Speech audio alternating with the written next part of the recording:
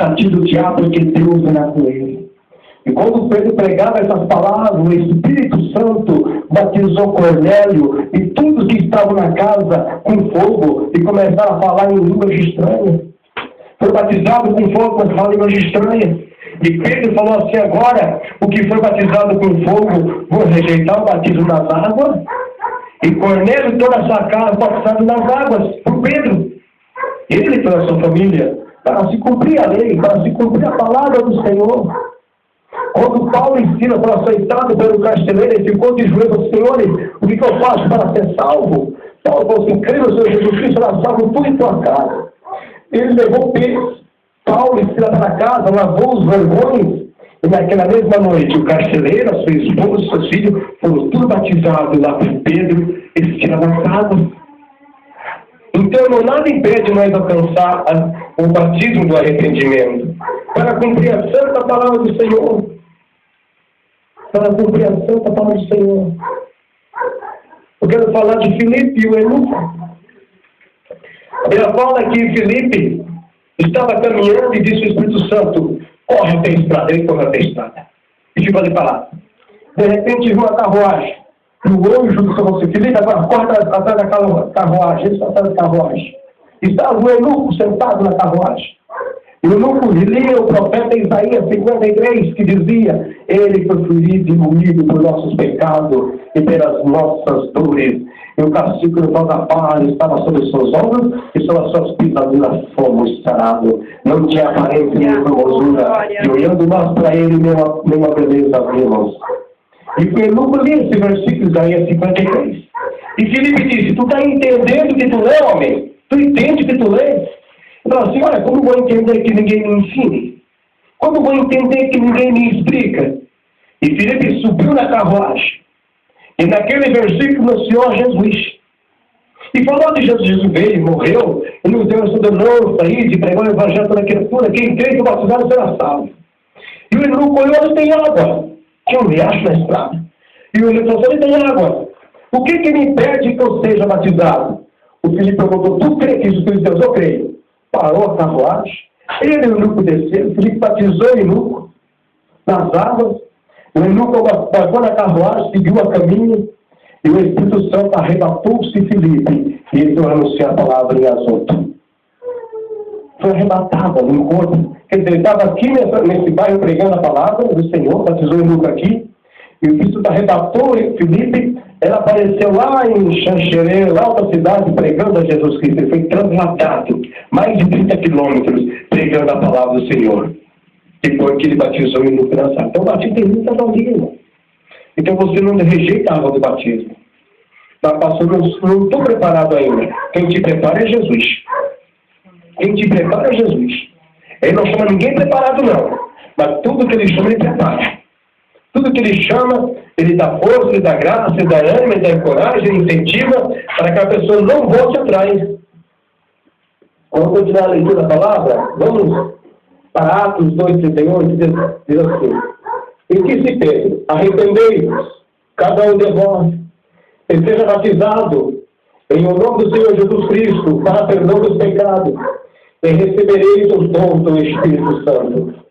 O dom do Espírito Santo é recebido pela fé, para ser útil na sua obra, nem todo tem o dado para a vontade soberana de Deus. Então arrependei-vos, cada um de vós, e seja batizado em nome do Pai, do Filho e do Espírito Santo para a remissão de vossos pecados. Para a remissão de vossos pecados. E Jesus não quer transformar vossas vidas. E Jesus está chamando vocês para o batismo, não é eu. Uma criança não entende nada. Uma criança de 2 meses, 3 meses, 5 anos, 4 anos, não entende nada. Ela não vive por si mesma. Ela tem que ter um tutor, ela tem que ter alguém que servir de exemplo. Então o batismo você que está grande, você que não tem, você tem conhecimento do inferno, tem conhecimento do céu, Deus está chamando você. Então não coloca obstáculo, não coloca pretexto. Porque Deus quer batizar você nas águas e poder usar você. Então você tomar a Santa Ceia. Ele falou assim, que todo aquele que não come do pão e do sangue não tem comunhão com ele. Sabia? Que aquele que não tomar a Santa Ceia não vai para o céu. tem que estar em comunhão com a igreja, tem que participar do sangue, do corpo de Jesus. E para participar do corpo e do sangue tem que ter batizado as águas. Tem que descer as águas do batismo. E se esforçar. O álcool vai para o inferno por causa do cigarro desse tamanho, que vergonha. Tu vai deixar de nascer por causa do maldito cigarro, de botar um câncer na garganta mais tarde. Que vergonha, irmão. Que vergonha. Veja bem, um cigarro desse tamanho, não tem sentido. Você é 1,60m, 1,50m, 1,70m, por aí, para fumar. O cigarro desse tamanho. Tem o cigarro dentro da cabeça? Um frio. E você tem um QI, tem inteligência, tem um cérebro, tem um pensamento. O cigarro é um fruto.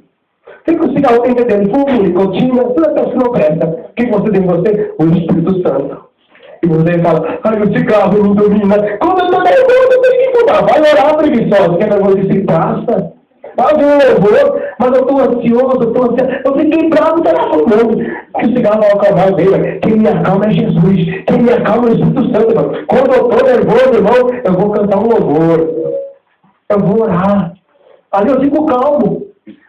E aí quando eu estou assim, eu estou nervoso, e vai se vingar. E começa a fumar aquele cigarro lá, e o diabo, isso não, eu gosto. Vou colocar um canto de mais tarde, filho, já fumando.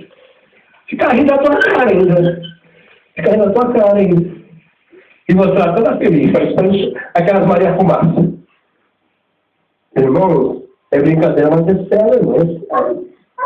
E você é um QI, sério, inteligente, né? Inteligente que Deus te deu, bonito, charmoso, cheio do Espírito Santo, e dizendo, com você, esse amor te domina. É uma vergonha, mano? Não é uma vergonha? É uma vergonha, irmão. Mas eu estou vendo mesmo. Eu estou dizendo assim, então eu quero te usar. Eu quero que você tome da Santa Ceia. Eu quero que você come do pão e beba do sangue, para ter força espiritualmente, para cantar. Eu quero um de diaconisa aqui, né? Quero um de diaconisa, diácono. Tem só o Alexandre não está a ver você hoje. A nossa filha de diaconisa, a Biblinha também pela onde? Mas eu conheci, nem leu também. Irmãos, temos que nos esforçar. Temos que nos esforçar, não tem que ler a Bíblia, tem que ter desejo. Veja bem, a Bíblia fala assim, quem que trabalha de empregado? Só um, dois, não trabalha de empregado, o patrão é Jesus. Daí, o teu patrão fala assim, fulano, faz aquilo. Tu vai lá e faz. Fulano, faz aquilo. Tu vai lá e faz. Você vê que é um servo inútil. Que não presta para nada, porque você só faz aquilo que te manda fazer. Então você tem um bom servo, você tem que fazer sem ele mandar. Você quiser um serviço, então você não é um servo inútil. Então você não tem que ser um servo inútil, tem que ser um servo útil. Tá vendo uma coisa, vai lá e faz. Tem outra coisa, vai lá e faz. Assim é na obra de Deus também, irmão. Não vem aqui fazer quando você é chamado, não. Se oferece, pastor, eu quero evangelizar, pastor, eu quero cantar o hino, eu posso vir na igreja orar. Você tem que oferecer para Jesus, está te chamando, irmão. Então, não tem que esperar mandar. Tem que ter uma atitude própria. E eu estou chamando você para isso, ele quer te usar. Para você ter um galardão no céu, irmão. Para você ter galardão no céu.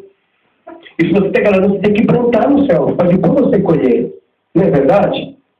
Então não temos que ser um servo inútil. Temos que ser útil para Jesus. Nós vamos dar um vaso de honra, vaso de Jesus.